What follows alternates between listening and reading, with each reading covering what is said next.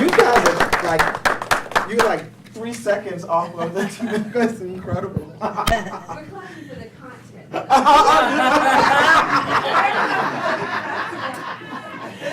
Yay, she finished on time.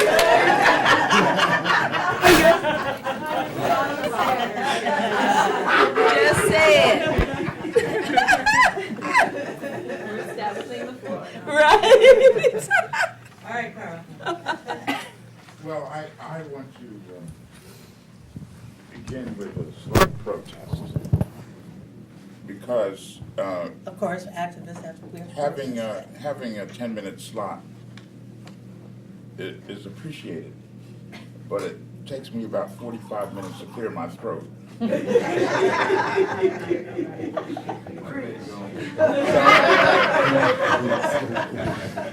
I'm going to try to keep within the time limits. Absolutely. But I'm going to fill them up, and if I get my points across and I still have time, I'm going to ramble. I wanted to make a couple of points. One is that I think there is a really important opportunity that we have right now that is related to reconceptualizing our metropolitan regions. About 60 years ago, after the Second World War, as a result of the whole process of converting the economy to peacetime uses and the National Highway Defense Act, we have set in motion as a nation a paradigm of metropolitan development. And that paradigm of metropolitan development has transformed the landscape in North America in the space of a single generation. Virtually all the suburban communities that we are familiar with were built since the Second World War as a result of public subsidies, public investment, public policies, military expenditures. So there's been this dynamic between the public investment and the kind of quality of life that grew up after the Second World War. And that had some real advantages for some of the populations in the country. They were able to go off and have small town communities, have homogeneous communities, have some control over local government, and have a typical household type, 2.5 people in the family, husband and wife, 2.5 children, a dog, and a picket fence. And appliances for the woman who stayed at home, and the husband went off to work in the downtown. This has been the dominant paradigm in the United States for 60 years. And now there are clouds on the horizon for that paradigm. And it represents a real opportunity for advocates of social and racial justice, advocates of environmental and ecological integrity, in fact, even for advocates of economic competitiveness, to reinvent the metropolis, to respond to a new set of needs. And when I speak of the metropolis, I'm talking about the downtowns, inner city neighborhoods, the older suburban communities, the new exurbs, the rural areas that surround the metropolis, and the wilderness areas that are affected by this.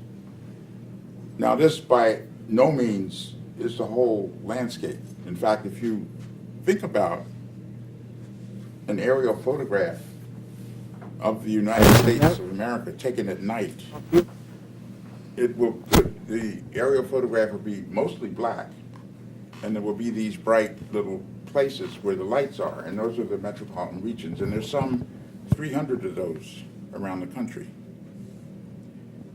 So I want to suggest that there's opportunity to reconceptualize our basic patterns of living in the United States through a new system of public subsidies, a new system of public investment, new levels of democratic engagement, and processes that are more fair. Now, and my colleague and I, and maybe one or two other people, I think there's anybody else here from California? No. Yeah.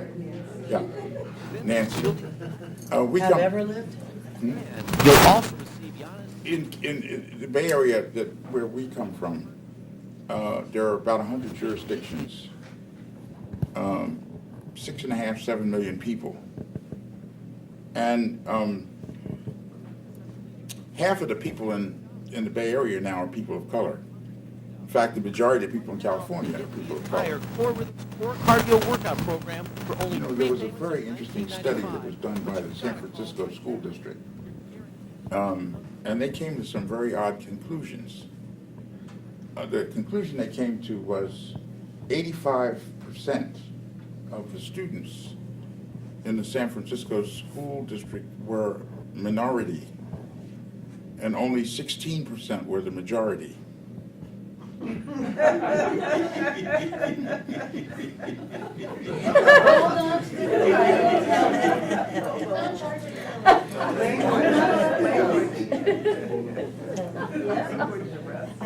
So we have a system of metropolitan decision making that is now being defined by a minority, a shrinking minority, and it's not.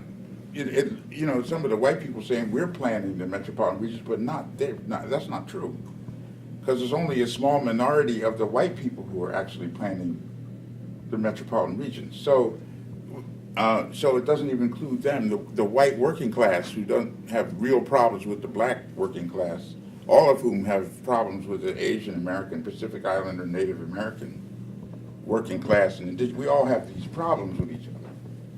But we have this opportunity to come together and say, look, we can begin to institutionalize a set of public policies as well as private initiatives to reconceptualize our metropolitan regions. And I want to quickly mention 4 things that make this a viable project at the opening decades of the 21st century. One is the environmental movement. The environmental movement has challenged the metropolitan paradigm because it's not working environmentally.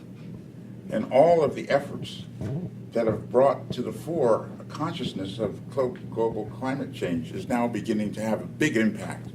People realize that if we, in California, for example, and other places in the country, if we're going to reduce the CO2 emissions from 14 pounds per person down to 2 pounds per person, it means we're going to have to change everything. Second, we've discovered in the last couple of decades that all suburbs are not created equal. There are some that are segregated, mostly people of color. Other ones are more affluent. Third, globalization is changing our relationship to the metropolitan regions. And fourth, the demographics are changing.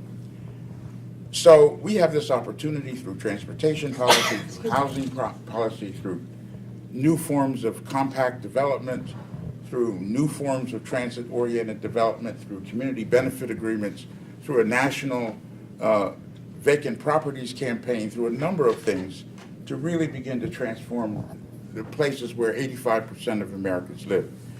So I want to just close in mentioning a couple of resources. There are people around the country who have been engaged in this, and some of the documentation of this is coming out in a book that's been edited by my colleague, and I wrote the foreword to this, called Breakthrough Communities, Sustainability and Justice in the Next American Metropolis. And we have an outline of 12 case studies of how people around the country are working on this.